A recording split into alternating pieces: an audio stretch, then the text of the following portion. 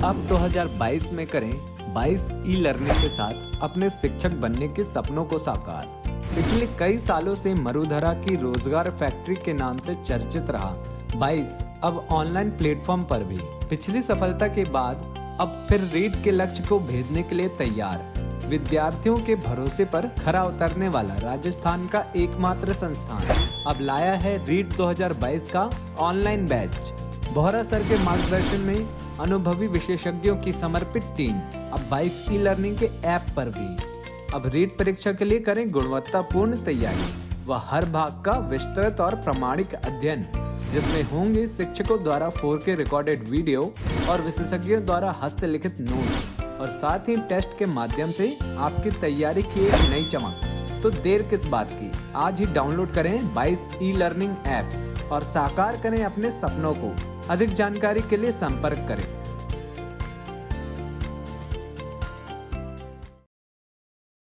आज हम पढ़ेंगे मानव शरीर।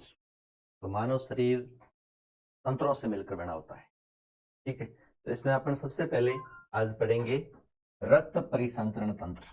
क्या पढ़ेंगे? रक्त परिसंचरण तंत्र, यानी अपने शरीर में रक्त किस प्रकार से परिभ्रमण करता है और रक्त कैसे पहुंचता है और किसके द्वारा पहुंचता है और रक्त को कौन पहुंचाता है, इसके बारे में अपन पढ़ेंगे, ठीक है। तो ये तंत्र किससे मिलकर बना है, इसकी खोज किसने की, ये कार्य किस प्रकार से करता है, ये सारी चीजें हम इस तंत्र के अंतर्गत पढ़ेंगे। तो सबसे पहले तो अपन ये जानेंगे कि कोई तंत्र बनता कैसे है, कोई सिस्टम बनता कैसे है, इसके बारे में अपन सबसे पहले जानेंगे। अब जैसे देखो, कोई कोशिका है, ये कोशिका जब आपस में समूह बनाती है तब अंग उत्तक बनता है। क्या बनता है? उत्तक। और उत्तक आपस में समूह बनाता है तब बनता है अंग, और अंग मिलकर के क्या बनाता है? तंत्र। और ये तंत्र मिलकर के शरीर बनता है। तो प्रत्येक शरीर की रचनात्मक और क्रियात्मक इकाई कौन है? कोशिका। कौन है? कोशिका, ठीक है। अब संरचनात्मक कैसे है? क्योंकि अब देख लो आप, इस शरीर को संरचना कौन प्रदान कर रही है? कोशिका प्रदान कर रही है, इसलिए संरचनात्मक हो गई। और किसी भी काम को करने के लिए ऊर्जा की आवश्यकता होती है, और ऊर्जा भी निर्मित कहाँ होती है? कोशिका में होती है, इसलिए ये क्रियात्मक इकाई भी, शरीर की क्रियात्मक इकाई भी क्या हो गई? कोशिका हो गई। तो इस प्रकार से अपने बॉडी का निर्माण होता है। और इसमें अपन पढ़ रहे हैं तंत्र, और तंत्र में अपन सबसे पहले तंत्र जो पढ़ रहे हैं वो है अपना रक्त परिसंचरण तंत्र, ठीक है। तो रक्त परिसंचरण तंत्र की सबसे पहले तो अपन पढ़ लेते हैं इसका अर्थ, कि भाई अर्थ क्या है। इसका अर्थ है शरीर में रक्त का परिभ्रमण, पूरे शरीर में रक्त का परिभ्रमण। तो शरीर में रक्त का परिभ्रमण, ये तो हो गया इसका अर्थ। अब आती है इसकी खोज किसने की थी? इसकी खोज की थी विलियम हार्वे ने। किसने की थी? William Harvey. विलियम हार्वे ने रक्त परिसंचरण तंत्र की खोज की थी, ठीक है। इसके बाद आता है इसका कार्य, ये रक्त परिसंचरण के कार्य क्या है, ये क्या क्या काम करता है। तो अब देखो, इसके कार्य है, एक तो अपन जब खाना खाते हैं, भोजन करते हैं, तो उस समय भोजन को प्रत्येक कोशिका तक पहुंचाना, ठीक है। अब उस भोजन करने के बाद जो वहां अपशिष्ट बनता है, उन अपशिष्टों को उत्सर्जित अंग तक पहुंचाना। और अपनी जो ग्रंथियां हैं, ये हार्मोन स्रावित करती है, उन हार्मोनों को उनके लक्ष्य स्तर तक पहुंचाना। अपन श्वसन में ऑक्सीजन ग्रहण करते हैं, जो कि भोज्य पदार्थों को विघटित करके, भोज्य पदार्थों को तोड़ करके हमें ऊर्जा प्रदान करते हैं, इसलिए उन गैसों को भी उनके स्थान तक पहुंचाना, ये काम किसका है? ये काम है रक्त परिसंचरण तंत्र का, ठीक है। तो सबसे पहले भोज्य पदार्थों, भोज्य पदार्थ या पोषक तत्व कह दो, या क्या कह दो? पोषक तत्वों को प्रत्येक कोशिका तक पहुंचाना, प्रत्येक कोशिका तक पहुंचाना। उसके बाद इसका कार्य है उत्सर्जी पदार्थों, इसको उत्सर्जी पदार्थों को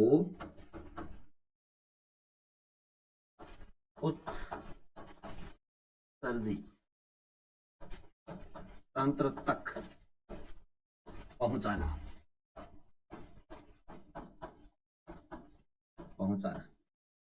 ठीक है। उसके बाद जो ग्रंथियों द्वारा हार्मोन स्रावित होते हैं, उन हार्मोनों को लक्ष्य स्थल तक पहुंचाना। तो हार्मोन को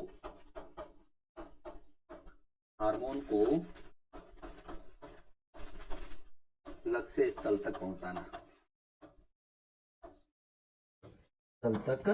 पहुंचाना, ठीक।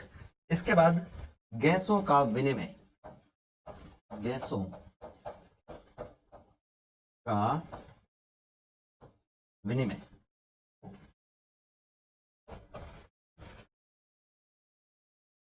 गैसों का विनिमय का मतलब है O2 व CO2 का आदान प्रदान।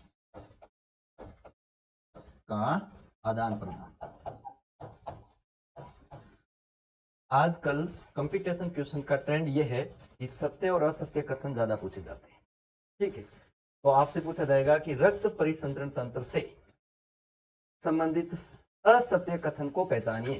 तब आपको कम से कम 3 कथन सत्य पता होने चाहिए। अब आप देख सकते हो इसके सत्य कथनों को। ये पोषक तत्वों को पहुंचाता है, ये उत्सर्जी भागों को उत्सर्जी अंगों तक पहुंचाता है, उसके बाद हार्मोन को उनके लक्ष्य स्थल तक पहुंचाता है, उसके बाद गैसों का विनिमय करता है, यानी CO2 और O2 का क्या करता है, आदान प्रदान करता है, यानी CO2 को फेफड़ों तक पहुंचाता है और O2 को प्रत्येक कोशिका तक पहुंचाता है। ये हो गया उत्सर्जी तंत्र के कार्य, ठीक है। इसके बाद अपन नेक्स्ट पढ़ेंगे इसके प्रकार। परिसंचरण तंत्र कितने प्रकार का होता है? परिसंचरण तंत्र के प्रकार, इसके 2 प्रकार होते हैं। परिसंचरण तंत्र के कितने प्रकार होते हैं? 2। एक होता है खुला परिसंचरण तंत्र, खुला परिसंचरण तंत्र, और एक होता है बंद परिसंचरण तंत्र।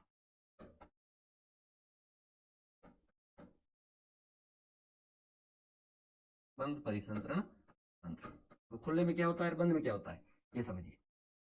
जो खुला परिसंचरण तंत्र होता है उसमें रक्त सीधा एक कटोरे आकृति में भरा रहता है और सीधा ही ऊतकों और कोशिकाओं के संपर्क में रहता है, यानी इसमें कोई नलिका यालिकाएं नहीं होती। रक्त सीधा ही खुला रहता है ऊतकों और कोशिकाओं के संपर्क में। यहाँ रक्तदाब कम होगा। रक्तदाब क्या होगा? रक्तदाब कम व गति धीमी होगी। गति कैसी होगी? धीमी होगी। और रक्त सीधा ही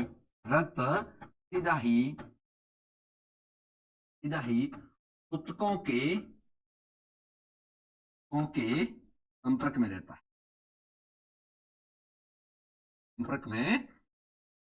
रहता है, और ये किसमें पाया जाता है? ये जैसे अपन तिलचट्टा है, मकड़ी है, कीट है, इनमें क्या पाया जाता है? इनमें खुला परिसंचरण तंत्र पाया जाता है, ठीक है। और बंद परिसंचरण तंत्र वो यानी सीधा ही रक्त ऊतकों और कोशिकाओं के संपर्क में नहीं रहता है। एक सिस्टम होता है, एक नलिकाएं होती है, एक तंत्र होता है। उस तंत्र के द्वारा वो यानी रक्त है वो उन कोशिकाओं तक पहुंचता है। इसमें रक्त प्रवाह क्या होता है? रक्त प्रवाह यानी रक्तदाब होता है वो बहुत ही अधिक होता है, और उसकी रक्त प्रवाह की गति भी क्या होती है? ज्यादा होती है, ठीक है। तो इसमें अपन लिख सकते हैं रक्तदाब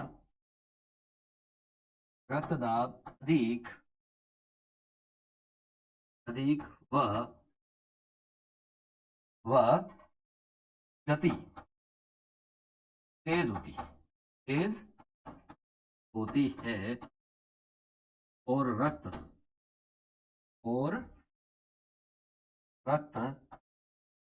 बंद नलिकाओं में प्रवाहित होता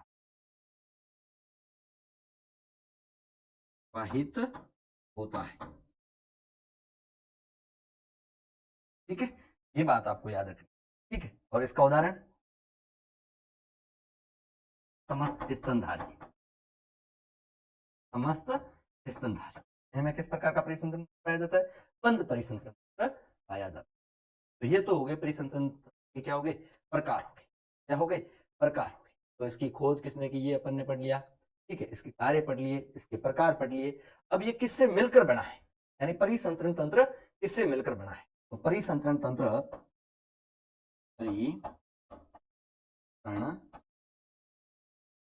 तंत्र 3 भागों से मिलकर, 3 भागों से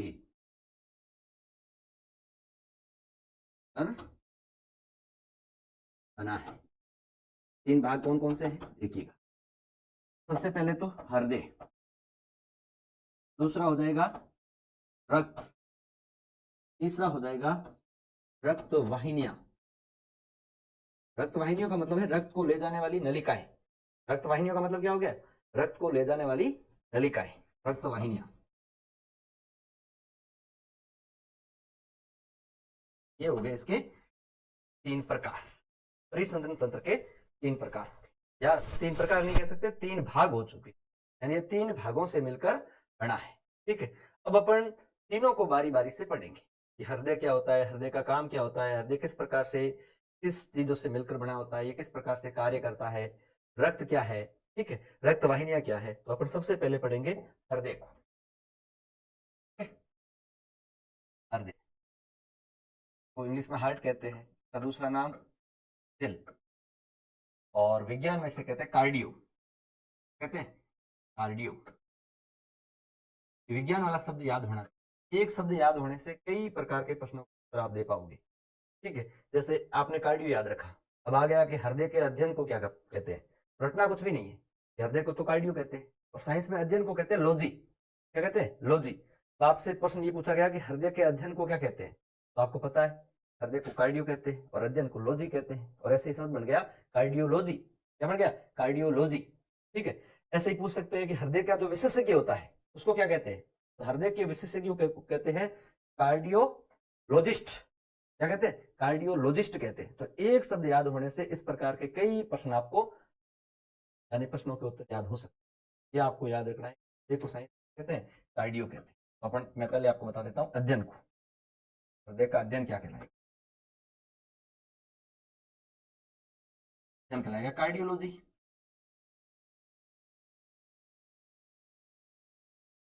कार्डियोलॉजी। उसके बाद आती है हृदय की स्थिति। हृदय किस ओर स्थित होता है? हृदय अपने शरीर के बाईं ओर स्थित। किस ओर स्थित होता है? बाईं ओर स्थित। तो बाईं ओर। इसके बाद आती है हृदय का भार। क्या आता है? हृदय का भार, वेट। वेट पुरुष और महिला में क्या होता है? अलग अलग होता है। मैं सबसे पहले आपको बताता हूं पुरुष में। पुरुष में हृदय होता है, वो होता है 300 ग्राम, और महिला में हृदय होता है, वो होता है 250 ग्राम।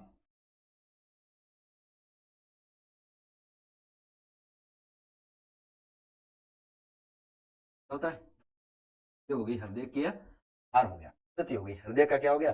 अध्ययन हो गया। अब हृदय की आकृति, तो हृदय की आकृति होती है, वो होती है त्रिकोणाकार, स्वयं के मुट्ठी के आकार की। यानी आपका हृदय कितना होगा? आपकी मुट्ठी के आकार का, यानी जितनी आपकी मुट्ठी होगी, तो त्रिकोणाकार। त्रिकोणाकार स्वयं की मुट्ठी के आकार का, स्वयं के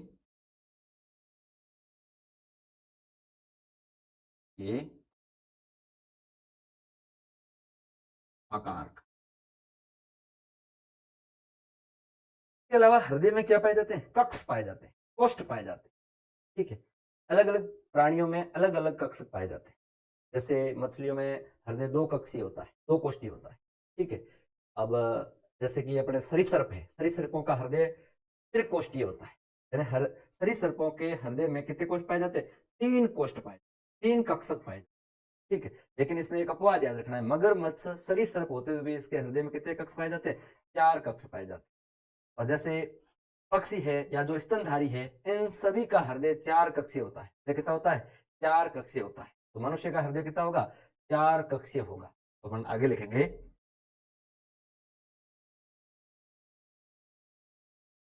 मनुष्य के हृदय में 4 कक्षक या कोष्टक कोष्टक पाए जाते हैं। जैसे अपन देख सकते हैं, 2 आलिंद होंगे।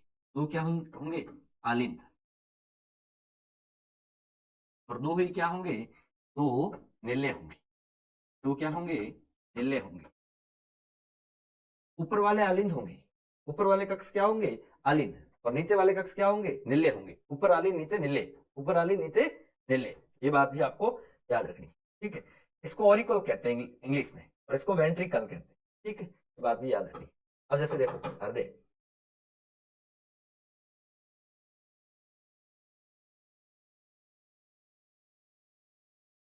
ठीक है।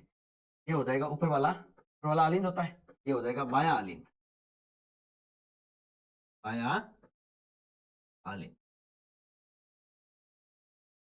हृदय को बनाते समय याद रखें कि हमेशा सामने वाले का हृदय बनाया जाए, अपना नहीं, ठीक है। अपना तो अब जैसे यहाँ अपन खड़े हैं तो ये अपना दायां भाग होगा, लेकिन सामने वाले का कौन सा भाग होगा? बायां होगा। हृदय हमेशा सामने वाले का बनाया जाए, ये बात भी याद रखें। तो ये बायां आलिंद हो गया, इधर वाला ये हो गया दायां आलिंद। दायां आलिंद। और ये हो जाएगा बायां नीले। बायां नीले। और ये हो जाएगा दायां नीले। देखो, ऊपर वाले आलिंद होंगे और नीचे वाले क्या होंगे? नीले होंगे, ठीक है। अब नीचे वाले दोनों नीले हैं, ऊपर वाले दोनों क्या है? आलिंद है, ठीक है। ये बायां आलिंद है, ये दायां आलिंद है, ये बायां नीले है, और ये क्या है? दायां नीले, ठीक है। ये जो पार्ट है, ये कौन सा? बायां नीले। ये हृदय का सबसे बड़ा कक्ष। ये हृदय का क्या होता है? सबसे बड़ा कक्ष होता है। ये हृदय का सबसे बड़ा कक्ष क्यों है? क्योंकि इसकी भित्ति मोटी हो। और इसकी भित्ति मोटी क्यों है? क्योंकि ये पूरे यानी संपूर्ण शरीर को रक्त पंप करता। रक्त पंप करेगा तो आपको पता है प्रेशर तो लगेगा ही। इस प्रेशर को झेलने के लिए भित्ति क्या होती है? बड़ी होती है। तो आप ये लिख सकते हो, मनुष्य के हृदय में कितने कक्षक पाए जाते हैं? 4 कक्ष, जिसमें से 2 आलिंद होते हैं और 2 क्या होते हैं? नीले होते हैं। अगली बात आप लिखो, मनुष्य के हृदय का, मनुष्य के हृदय का सबसे बड़ा कक्ष कौन सा होता है? बायां नीले। बायां नीले ये होता है, होता है। क्योंकि क्योंकि की भित्ति मोटी होती है। भित्ति क्या होती है? मोटी मोटी होती है, जिससे कि ये कक्ष संपूर्ण शरीर को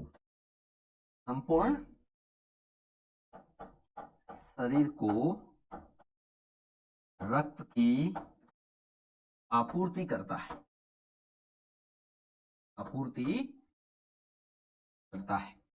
ये बात आपको याद रखनी, ठीक है।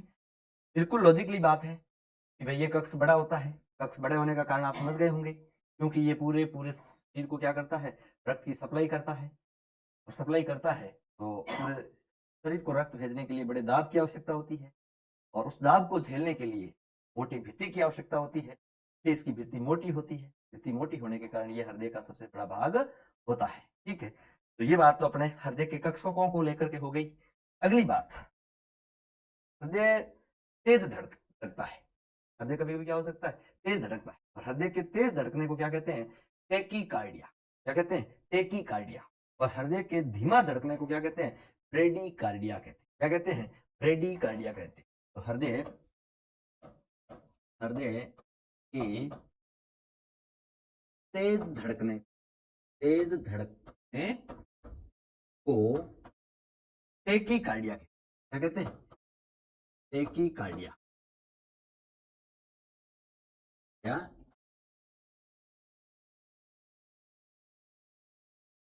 ठीक है। इसके बाद हृदय के धीमा धड़कने, हृदय के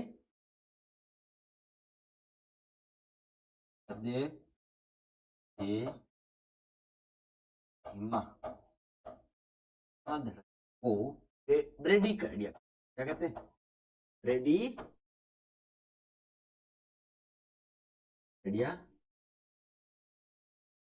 ये पॉइंट भी रखने पूछे जा सकते हैं कि हृदय तेज धड़कता है उसको क्या कहते हैं, या हृदय धीमा धड़कता है उसे क्या कहते हैं, बातें आपसे पूछी जा सकती है।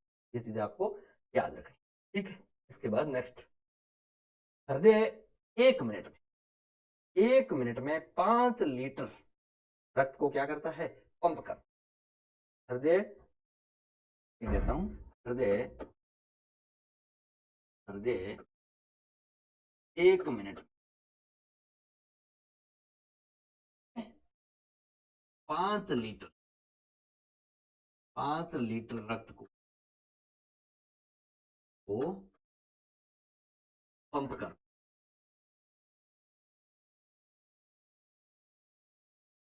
आप सोच रहे हो कितना कितना रक्त है कि 1 मिनट में 5 लीटर रक्त पंप कर रहा है, यानी वो सर्कुलेट हो जाता है। रक्त बार बार वही रक्त होता है, हृदय में आता जाता है और हृदय उसको पंप करता रहता है। अब बार बार रक्त हृदय में क्यों आता है और बार बार हृदय उसी रक्त को पंप क्यों करता है, यही तो हमें, क्योंकि अभी हमने इसके कार्य देखे थे। बहुत सारी चीजें होती है वो प्रत्येक कोशिका तक पहुंचानी होती है, और बहुत सारे ऐसी चीजें होती है जो प्रत्येक कोशिका में बनी होती है, उनको अलग अलग अंगों तक पहुंचाना होता है।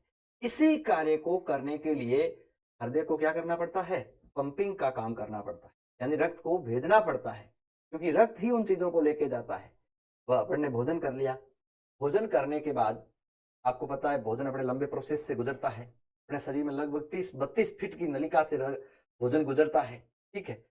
उसके अंदर भोजन का पाचन होता है, उस पाचन के बाद भोजन का अवशोषण होता है, अवशोषण के बाद भोजन का स्वांगीकरण होता है, और स्वांगीकरण के द्वारा ही तो ये रुधिर के अंदर घुलता है भोजन, और उसके बाद रुधिर हार्ट उसको पंप करके प्रत्येक कोशिका तक रुधिर के साथ उन पोषक तत्वों को पहुंचाया जाता है।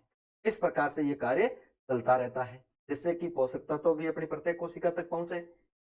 अपनी जो गैस है, ऑक्सीजन गैस, जो भोज्य पदार्थों को कोशिका में तोड़ती है और तोड़ करके हमें ऊर्जा प्रदान करने का कार्य करती है, ये भी रुधिर के द्वारा ही वहां तक पहुंचते हैं, ठीक है।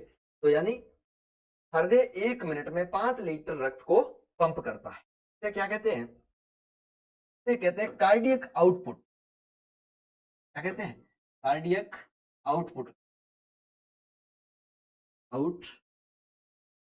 तो आपसे ये पूछा जा सकता है कार्डियक आउटपुट का मान होता है, तो कार्डियक आउटपुट का मान कितना होता है, 5 लीटर प्रति मिनट। 5 लीटर प्रति मिनट। एक और बात, हृदय प्रति धड़कन 70 ml रक्त पंप करता। हृदय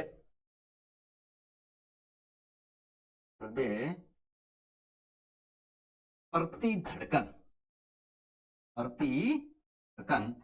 70 ml रक्त पंप करता है। इसे क्या कहते हैं, इसे स्ट्रोक आयतन कहते हैं। इसे क्या कहते हैं, स्ट्रोक आयतन।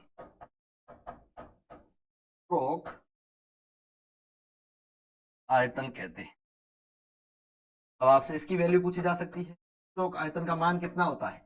तो स्ट्रोक आयतन का मान होता है, वो होता है 70 ml प्रति धड़कन। यह भी आपसे पूछा जा सकता है, यानी हृदय एक धड़कन में, इसमें एक धड़कन में कितना रक्त पंप करता है, यह आपसे पूछा जा सकता है। ठीक है, तो एक धड़कन में 70 ml रक्त पंप करता है। इसको क्या कहते हैं, इसको कहते हैं स्ट्रोक आयतन। इसे क्या कहते हैं, स्ट्रोक आयतन कहते हैं। अब इसके बाद आता है हृदय का कार्य। हृदय काम क्या करता है, तो हृदय का कार्य जो होता है वो ये होता है कि ये रक्त को पंप करता है। रक्त को क्या करता है, पंप करता है। हृदय का कार्य हो जाएगा रक्त को पंप करना। ठीक है, ये हृदय का क्या हो गया, कार्य हो गया। अब हृदय संकुचित होता है। हृदय क्या होता है, संकुचित होता है। हृदय के संकुचन को क्या बोलते हैं, सिस्टोल बोलते हैं। और हृदय के अनुशिथिलन को क्या बोलते हैं, डायसिस्टोल बोलते हैं। अब संकुचित का मतलब ये होता है कि निल्ले होते हैं वो पिचकते हैं, और निल्लों के पिचकने से, सिकुड़ने से रुधिर किस में चला जाता है, रुधिर महाधमनी में चला जाता है।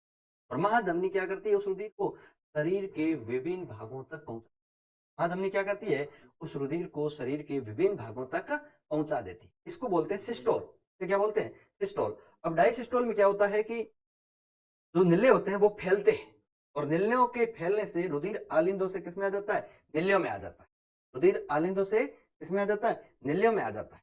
इसे बोलते हैं डायसिस्टोल। क्या बोलते हैं, डायसिस्टोल। ये बात भी आपको याद रखनी, यानी कि हृदय हृदय का संकुचन, संकुचन भी कह सकते हो, संकुचन भी कह सकते हो। संकुचन को सिस्टोल कहते हैं। क्या कहते हैं, सिस्टोल, सिस्टोल। ठीक है, और हृदय के अनुशिथिलन को, हृदय के अनुशिथिलन को, अनुशिथिलन, अनुशिथिलन को बोलते हैं डायसिस्टोल। क्या बोलते हैं, डायसिस्टोल। और ये समझना ये है कि शिथिलन होता क्या है, संकुचन होता क्या है। संकुचन का मतलब मैंने आपको पहले ही बता दिया, निल्ले पिचकते हैं, और निल्ले पिचकने से रुधिर किस तरफ चला जाता है, महाधमनी में चला जाता है, और महाधमनी रुधिर को कहाँ भेज देती है, शरीर के विभिन्न भागों तक। ठीक है, अब अनुशिथिलन का मतलब हो गया निल्ले फैलते हैं, और निल्यों के फैलने से रुधिर किसमें आ जाता है, निल्यों में आ जाता है। कहाँ से आ जाता है, आलिंदों से। कहाँ से आ जाता है, आलिंदों से आ जाता है। इसको बोलते हैं डायसिस्टोल। इसे क्या बोलते हैं, डायसिस्टोल। इसके बाद में आता है ये सिस्टोल और डायसिस्टोल मिलकर के हृदय धड़कन बढ़ाते हैं। यानी एक हृदय धड़कन होती है इन दोनों से मिलकर। सिस्टोल और डायसिस्टोल जब आपस में, यानी ये दोनों मिलकर के क्या कहलाते हैं, हृदय धड़कन कहलाते हैं। जैसे देखो, ये नीले पिचके और उसके बाद फैले, पिचके फैले, ये हृदय हार्ट बीट हो गई, यानी हृदय धड़कन हो गई। क्या हो गई, हृदय धड़कन। अब एक हृदय धड़कन में 0.8 सेकंड का समय लगता है। कितना समय लगता है, 0.8 सेकंड का समय लगता है। इसे हृदय चक्र या हृदय का काल कहते हैं, या हृदय चक्र का काल कहते हैं। तो क्या कहते हैं, हृदय चक्र का काल कहते हैं। हृदय चक्र का काल क्या होता है, 0.8 सेकंड, 0.8 सेकंड होता है। लेकिन हृदय चक्र किसे कहते हैं, हृदय चक्र का काल किससे कहते हैं, एक धड़कन में लगा समय, एक धड़कन में लगा समय, एक धड़कन में लगा समय क्या कहलाता है, हृदय चक्र का काल कहलाता है। हृदय चक्र का क्या कहलाता है, काल कहलाता है। तो आपसे पूछा जा सकता है हृदय चक्र का काल कितना होता है, 0.8 सेकंड होता है। इसमें हृदय धड़कन यानी एक हार्ट बीट हो जाती है, हृदय की एक धड़कन हो जाती है 0.8 सेकंड में। इसमें हो जाती है। अब आपको याद है सामान्यतः जो हृदय होता है वो 1 मिनट में कितनी बार धड़कता है, वो 72 बार धड़कता, कितनी बार धड़कता है, 72 बार धड़कता है। तो आप कह सकते हो 72 बार हृदय धड़कने में लगा समय, लगा समय कितना हो जाएगा, 60 सेकंड। 1 मिनट का मतलब क्या हो गया, 60 सेकंड। क्या हो जाएगा, 60 सेकंड हो जाएगा। तो 72 बार हृदय धड़कने में लगा समय कितना हो जाएगा, 60 सेकंड। तो एक बार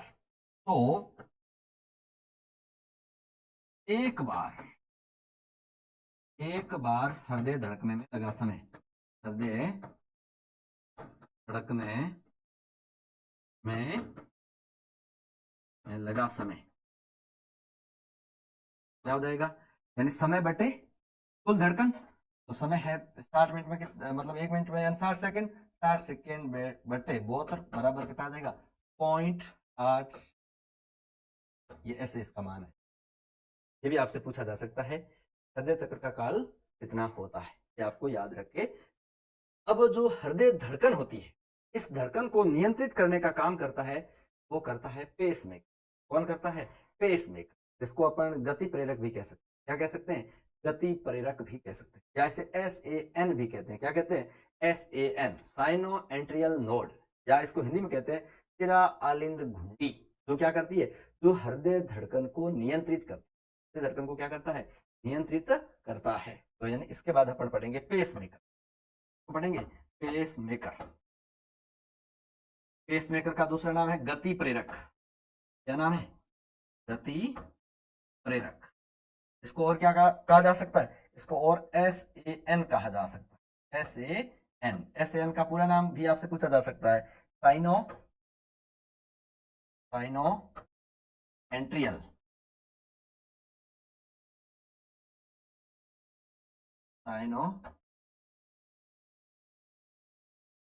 नोड। और इसको हिंदी में क्या कहते हैं, साइनो एंट्रियल नोड को हिंदी में कहते हैं सिरा आलिंद घुंडी। सिरा आलिंद घुंडी भी कह दो, परव भी कह दो, सिरा आलिंद घुंडी या परव। अभी जो ये पेसमेकर है, गति प्रेरक है, इसका काम क्या होता है, इसका काम धड़कन को नियंत्रित करना, हृदय धड़कन को नियंत्रित करना। क्या करता है, हृदय धड़कन को नियंत्रित करना। पेसमेकर का काम क्या है, हृदय धड़कन को नियंत्रित करना। ठीक है, इसके बाद आती है इसकी स्थिति कि हृदय में किस जगह स्थित होता है पेसमेकर, गति प्रेरक SAN। ठीक है, जैसे ये हृदय है, आपको पहले बताया ये हृदय के 4 कक्ष है। ये क्या है, 4 कक्ष। इन कक्षों में ये पेसमेकर जो होता है ये यहाँ स्थित होता है। ठीक है, अब ये कौन सा भाग है,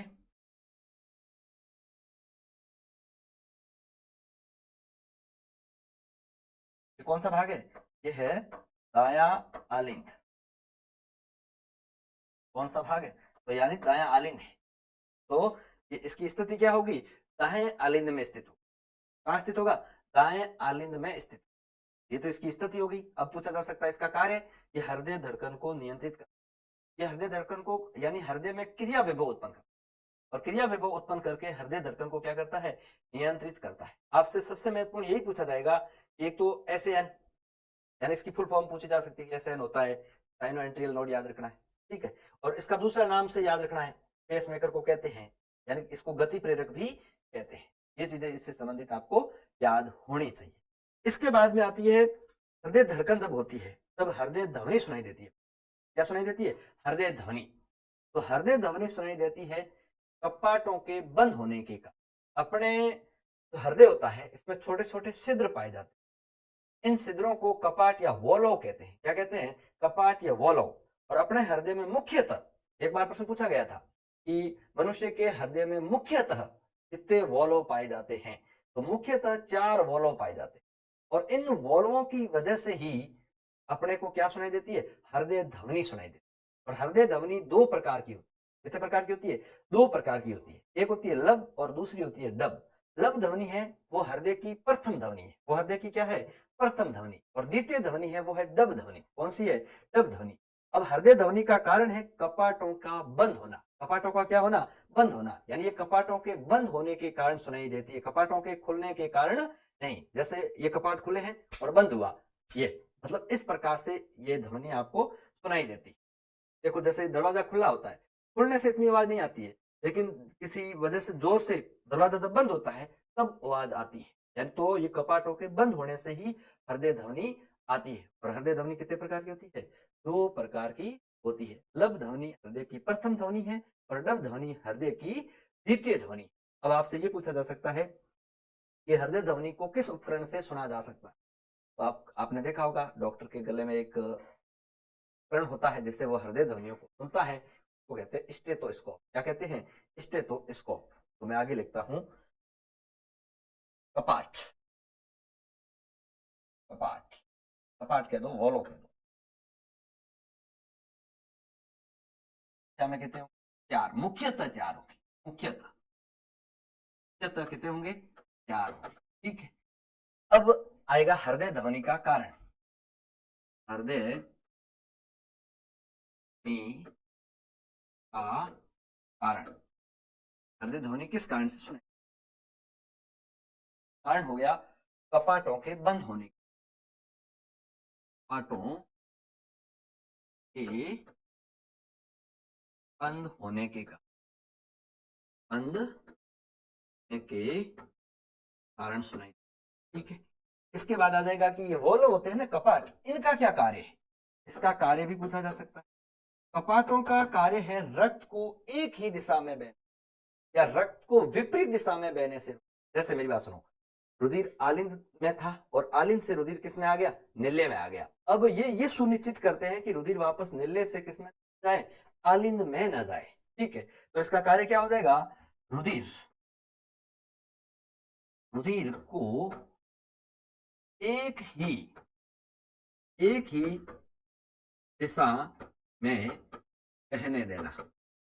बहने देना कहना, या आप कह दो प्रवाहित होना, बहने देना। या आप ये कह सकते हो रुधिर के विपरीत प्रवाह को रोकना। विपरीत